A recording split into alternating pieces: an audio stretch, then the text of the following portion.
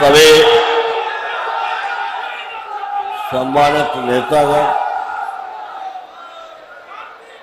और उपस्थित सभी साथियों, नौजवानों, बहनों, अब ये 3 दिवसीय राष्ट्रीय सम्मेलन समापन की जा रहा है, लेकिन अब ये समापन के बाद आप गांव-गांव, जिलों, क्षेत्रों में जाएंगे तो यहाँ जो कुछ नेताओं ने रखे हुए प्रस्ताव भी राजनीतिकार से प्रस्ताव पास हुआ है, उसकी कॉपी जरूर लेना और जिसको नहीं पहुंची हो तो खबर करना, वो आपके पास वो कॉपी भिजवा दी जाएगी। क्योंकि 30 साल बाद ये हो रहा है सम्मेलन और एक विशेष परिस्थितियों में हो रहा है। ये थोड़ा इशारा हमने प्रथम भाषण में भी किया था। क्या सबसे बड़ी चुनौती और समाजवादी पार्टी ने स्वीकार की है और बहुत ही पथरीले और कटीले रास्ते से चल करके आज यहाँ तक पहुँचे हैं। हमें याद है क्या क्या संघर्ष किया हमारे साथियों ने। जब घोषणा की नई पार्टी की, उससे पहले ही सम्मेलन हो हमें गिरफ्तार कर लिया देवरिया में, और हमारे साथ आज जो गिरफ्तार हुए थे वो साथी है नहीं। इज्जत यादव है नहीं, हीरालाल यादव है नहीं, बलराम यादव वगैरह, हम लोग बालेश्वर वगैरह, और नौजवान भी थे। हाँ थे आप भी, और आप भी थे, राम दर्शन और एक वर्मा नौजवान, हम लोग को जेल भेज दिया बनारस के लिए। और कोई कसूर नहीं था। किसानों पर अनावश्यक से गोली चला दी रामकोला में। उस समय किसानों का नेतृत्व राधेश्याम सिंह कर रहे थे। किसानों का कर्जा था चीनी मिल मालिक पर, वो नहीं दे रहे थे, उसको लेकर किसानों ने शांतिपूर्ण आंदोलन किया था। ने गोली चलवा दी, 4 किसान शहीद हुए और बहुत बड़ी तादाद में घायल हुए। उसकी शोक सभा करने के लिए हम गए थे और रात में 2 बजे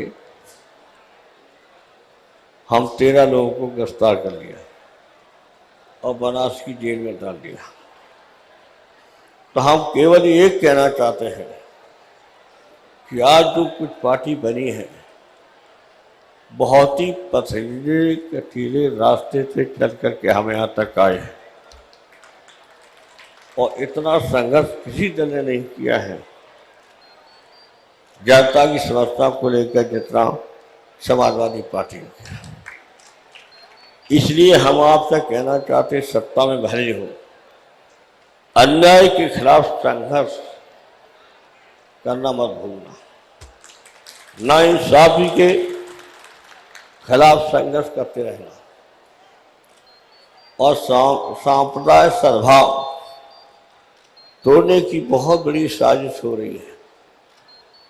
उनको किसी तरह से सद्भावना और सद्भाव भाईचारा को तोड़ने मत देना।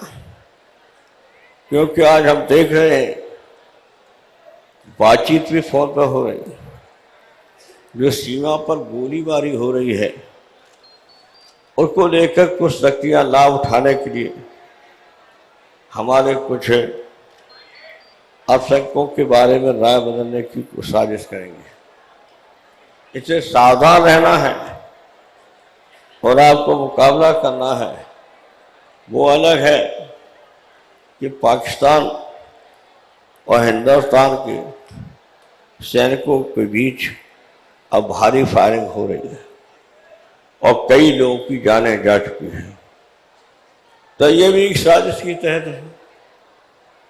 तो इसका प्रतिक्रिया हमारे देश के अंदर और आपके बीच नहीं होना चाहिए, ये ध्यान रखना आपने।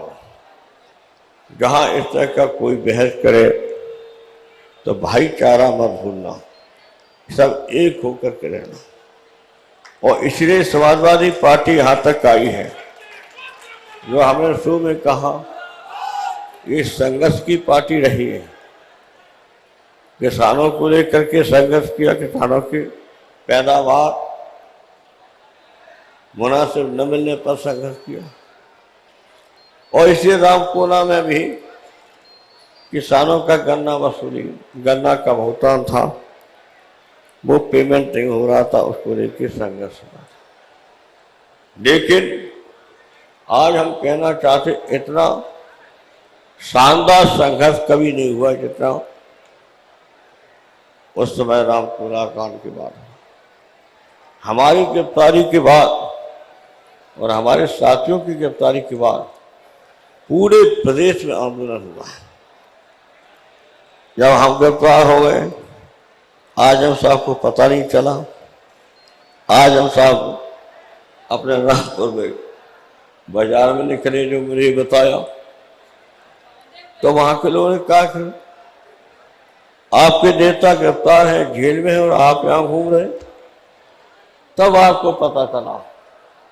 आपने मुझे बताया कि तब पता चला, तो तत्काल ये मिलाई करने पहुंचे।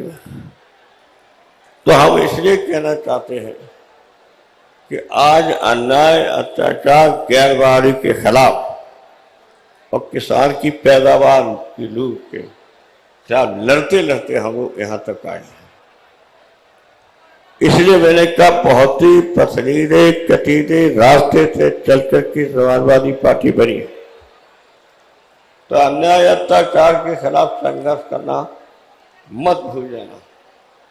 और फिर मैं दोहराना चाहता हूं, पाकिस्तान है और आपकी फौज की गोलीबारी का कोई असर न पड़ने पाए हमारे भाईचारा में।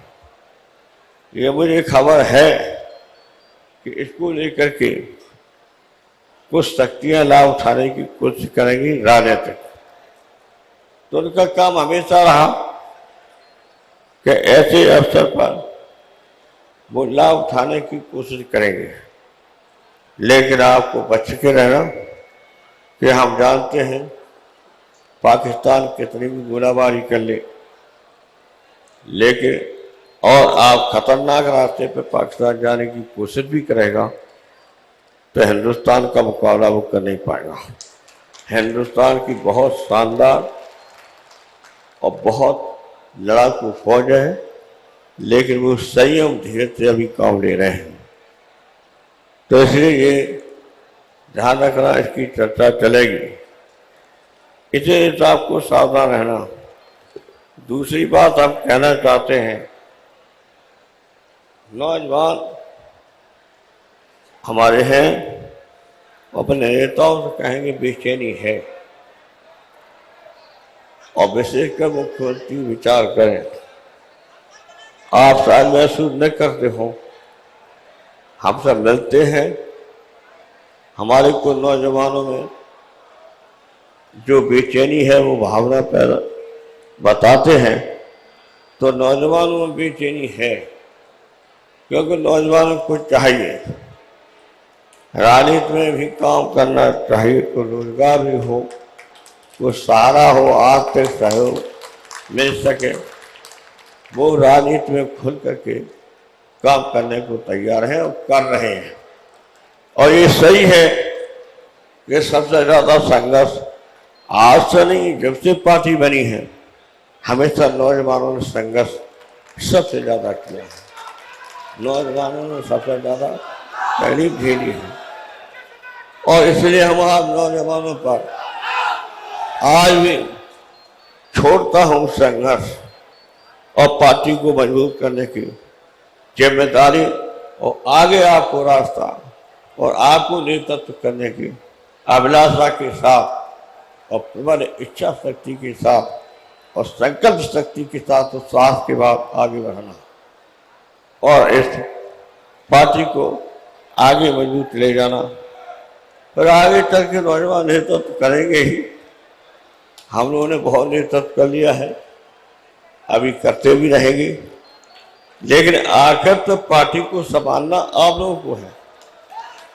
इसलिए आपका शुरू में मैंने कहा था कि विचार करना, पढ़ना लिखना और जहाँ पर मोहल्ले में हो, चाहे गांव में हो या अन्याय हो, अत्याचार, वहाँ जनता के बीच जाकर के रोकना, जनता पर विश्वास हो कि समाजवादी पार्टी किसी स्तर पर अन्याय का बर्दाश्त नहीं कर सकती, अन्याय का विरोध करेंगे।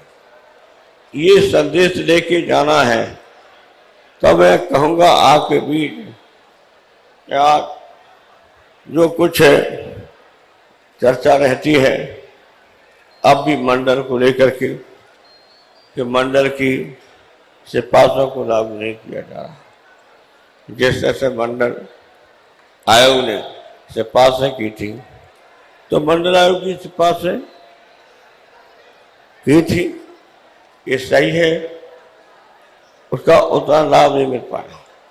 लेकिन ये ध्यान रखना, मंडल आयोग की सिफारिशों को लागू कराने में बहुत लोग आलोचना करते हैं। मैं था उस मीट में जिसमें सबसे ज्यादा भरपूर चंद्रशेखर जी ने समर्थन किया था और पूर्वांचल में हमेशा चंद्रशेखर जी के खिलाफ पिछड़ा वर्ग विरोधी कहा जाता है। तो एक बार मैंने उनसे कहा कि आप करिए पूर्वांचल में सभा, हम बोलेंगे कि उन्होंने क्या क्या किया। मंडल की सिफारिशों को लेकर के जब बीजू पटनायक और चंद्रशेखर जी दोनों खड़े हो गए एनेक्सी में, यहाँ मीटिंग थी और तत्कालीन प्रधानमंत्री चुप, प्रधानमंत्री ने कोई जवाब नहीं दिया। और इसके बाद जब ये सवाल आया अयोध्या का, उस समय चेन्नई, जो अब तो चेन्नई कहने लगे महाराष्ट्र, वहां सर्वदलीय बैठक हुई नेताओं की और मैं बीजेपी ने बहिष्कार किया और सभी दलों ने एक राय होकर के हमारा समर्थन किया है। और सबने कहा, और सबसे महत्वपूर्ण 3 लोग ज्यादा बोले, ज्योति बसु और चंद्रशेखर जी और राजीव गांधी, तीनों ने कहा हम भरपूर मदद करेंगे अयोध्या के सवाल पर, जिससे हमारे देश में सामुदायिक सद्भाव बना रहे और देश की एकता बनी रहे। तो ये इतिहास आपका है, इस समाजवादी पार्टी का संघर्ष का इतिहास है, अन्याय के विरोध का आपका इतिहास है, किसानों की लूट के खिलाफ लड़ने का साहस है, रहा है और लड़ी है पार्टी हर स्तर पर। इसीलिए इस मुकाम पर हम लोग आए हैं। इसलिए अब छोड़ता हूँ आप लोगों पर कि आगे चल के संकल्प लेके जाना यहाँ से हम इस समाजवादी आंदोलन को अपनी नीतियों के आधार पर, अपनी ईमानदारी के आधार पर अन्याय के खिलाफ हर स्तर पर विरोध करते हुए हम आगे समाजवादी पार्टी को ले जाएंगे और मजबूत करेंगे। ये सबसे बड़ी जिम्मेदारी हमारे नौजवानों की है। मुझे विश्वास है जहाँ तक ये सवाल है किसानों का, किसानों को अब भी उतना न्याय नहीं मिल पा रहा। किसानों की पैदावार के लागत मूल्य का जो सिद्धांत था समाजवादी पार्टी का, लागत खर्चे से ज़्यादा ड्योड़ा, जितना लागत खर्चा आता है उसका ड्योड़ा मूल्य मिलना चाहिए किसान। लेकिन हम लोग नहीं दिला पाए और के कई कारण हैं। क्योंकि जब तक दिल्ली का सरकार का सहयोग नहीं होगा तब तक ये संभव नहीं। जब इस तरह का हमने भाषण दिया, जब खाद्य सुरक्षा बिल पर उस समय जब रिप्लाई दिया और मैं बड़ा भरोसा था, उनका नाम दे करके कहा कि सरपवा जी आप जब जवाब देंगे तो हमें विश्वास है कि संतुष्ट करेंगे पूरे सदन को और भावना सबकी बहुमत में है। उन्होंने जवाब दे दिया कि हम मुलायम सिंह के हिसाब किताब में नहीं पढ़ेंगे। क्यों दे दिया? इसे दे दिया उनके पास वास्तव जवाब नहीं था और इसलिए उन्होंने कह दिया कि हम मुलायम सिंह के हिसाब किताब में नहीं पढ़ेंगे। अब मूल आज गन्ना किसानों की मूल लागत आती है किसान की, उनका जोड़ा मुनाफा नहीं हो पा रहा है और फसलें हैं और अनाज की पैदावार है, उससे भी किसानों को लाभ नहीं हो पा रहा। हमारे नौजवान बेरोजगार हैं, बेरोजगारी का कोई प्रावधान नहीं किया दिल्ली सरकार ने और का भाषण दिए बहुत लंबे चौड़े भाषण दिए और कहा कि हम हर नौजवान को रोजगार नौकरी देंगे। दूसरी बात कहें, सीमा पर जो चीन या पाकिस्तान का कब्जा है हटाएंगे। हटाना तो दूर रहा, लेकिन मुकाबला करना मुश्किल हो रहा है। फौज को छूट अब थोड़ी दी है, अभी तक फौज को भी छूट नहीं दी थी। इसे जहां तक आपके ये सीमा पर हो रहा उसको लेकर कहीं भी बहस में भी कहीं समाजवादियों को ऐसा काम न हो जिससे हमारा भाईचारा पर असर पड़ा है। हम अपने भाईचारा को काम रखेंगे।